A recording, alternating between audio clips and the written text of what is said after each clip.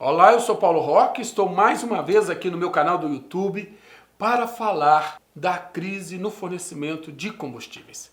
Crise essa provocada pela greve dos caminhoneiros, que literalmente balançou todo o Brasil. E essa crise tem como pano de fundo o alto preço dos combustíveis no Brasil. O consumidor brasileiro não entende porque o Brasil, sendo autossuficiente na produção do petróleo desde 2007, continua pagando a segunda gasolina mais cara da América Latina, atrás apenas do Chile, que não é um país produtor. E quando falamos de escala mundial, entre os países produtores, mesmo assim, o Brasil tem a segunda gasolina mais cara do mundo. Só perde entre os países produtores para a Noruega. Mas olhe lá o padrão de vida na Noruega, o alto custo de vida na Noruega e compare aqui com o Brasil. Não faz qualquer sentido.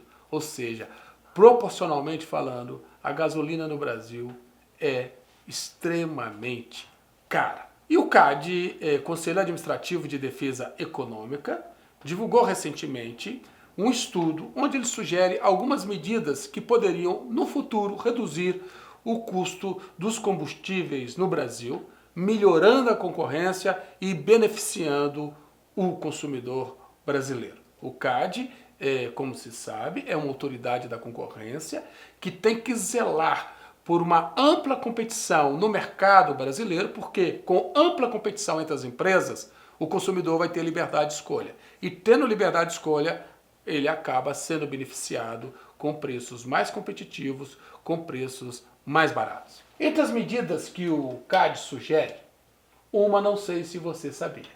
Você sabia que o dono de posto de gasolina, se ele quiser comprar o álcool que ele vende nas bombas diretamente da usina que produz esse álcool, ele não pode? Isso mesmo.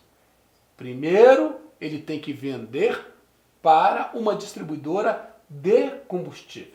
Depois, essa distribuidora pega esse mesmo álcool e revende para o posto de combustíveis. O governo, a regulação, cria a obrigatoriedade de um intermediário, ou seja, de um atravessador. Só que quando ele cria essa obrigatoriedade, acaba aumentando o valor do combustível nas bombas. E o consumidor final acaba pagando um preço mais caro. É uma reivindicação antiga dos donos de postos de gasolina que esse álcool possa ser vendido direto pelos usineiros a eles próprios, aos donos de postos. Mas hoje a regulação impede que isso seja feito. E olha só na questão tributária, como que você aumenta esse custo. O dono da usina, ao vender esse álcool para a distribuidora, ele tem que emitir uma nota fiscal.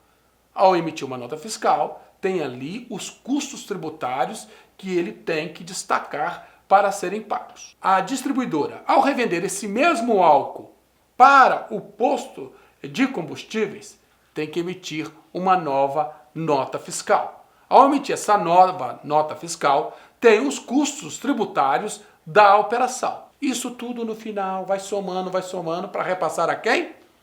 Ao consumidor. E daí o preço realmente não consegue cair a níveis satisfatórios. Uma outra medida anunciada pelo CAD que seria importante para baixar o preço dos combustíveis no Brasil. Hoje é praticamente impossível uma distribuidora de combustível importar combustíveis de fora. Porque é tanta regulamentação que apenas a Petrobras acaba conseguindo fazer essa importação.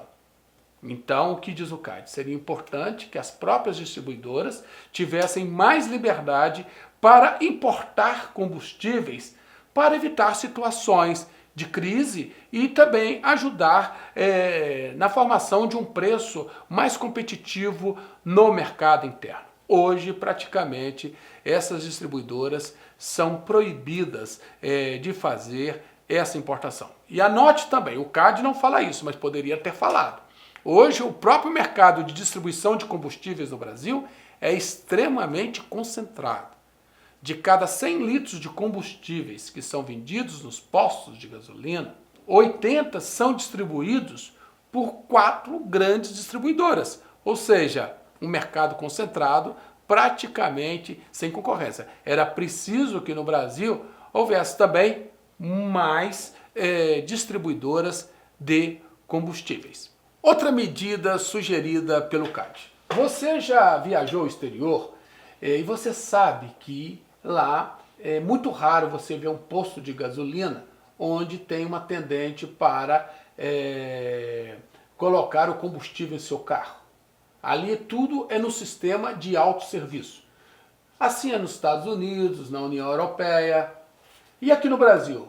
No Brasil isso é proibido. Se um dono de posto de combustíveis quiser, para baratear o custo, utilizar um sistema de autosserviço, ele não pode, porque a regulamentação proíbe esse dono de posto de combustíveis de utilizar o autosserviço. Veja, não, porque isso aí aumentaria o desemprego. Nos países onde foi adotada essa figura do autosserviço, não houve impacto significativo na questão do emprego.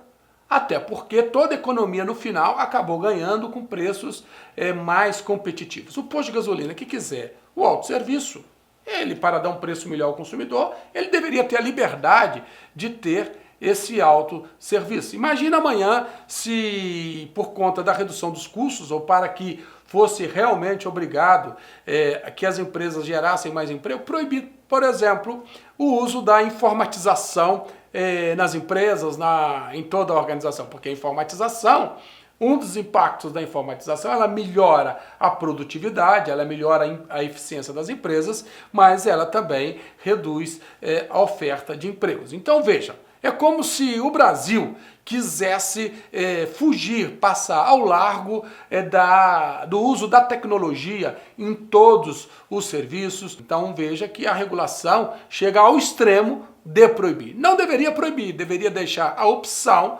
para aquele empreendedor, aquele dono de combustível que queira ou não utilizar essa ferramenta. Agora, o CAD não fala disso. Mas tem uma outra questão que realmente acaba por onerar sensivelmente o custo dos combustíveis no Brasil. Não sei se você sabe, hoje no Brasil há 17 refinarias de petróleo. Já se falou aqui que um dos motivos pelos quais o Brasil, sendo autossuficiente na produção do petróleo, não consegue dar um preço mais competitivo ao consumidor brasileiro é porque também o Brasil não é autossuficiente no refino do petróleo. Então é preciso exportar o petróleo bruto lá para fora e comprar gasolina, combustível refinado de outros países. O mercado de refino de petróleo no Brasil é extremamente concentrado também. Há pouca competitividade. Das 17 refinarias existentes hoje no Brasil, anote aí, 4 apenas são privadas. Mas mesmo assim, 95% de todo refino no Brasil, feito no Brasil, são feitos pelas refinarias da Petrobras. Ou seja, a Petrobras acaba com um poderio muito grande na hora de estabelecer o preço final do combustível que o consumidor brasileiro paga. Mas por que não há mais empresas de refino no país? Exatamente por conta da regulação. A regulação no Brasil funciona como uma espécie de barreira anticompetitiva, evitando que novos investidores se interessem pelo mercado brasileiro e abram novas refinarias que o Brasil precisa tanto e ajudaria lá na frente a baixar o preço do petróleo. E quando o brasileiro tem as suas refinarias e quando a Petrobras constrói suas refinarias, olha aí o exemplo de Abreu e Lima, olha o exemplo aí do Comperj, ele faz a preços extremamente onerosos, extremamente caros. Veja que a Abreu e Lima foi concebida para custar no primeiro momento 6 bilhões de dólares e o custo dela já está em 21 bilhões de dólares para produzir, para refinar, melhor dizendo, dia 250 mil barris de petróleo.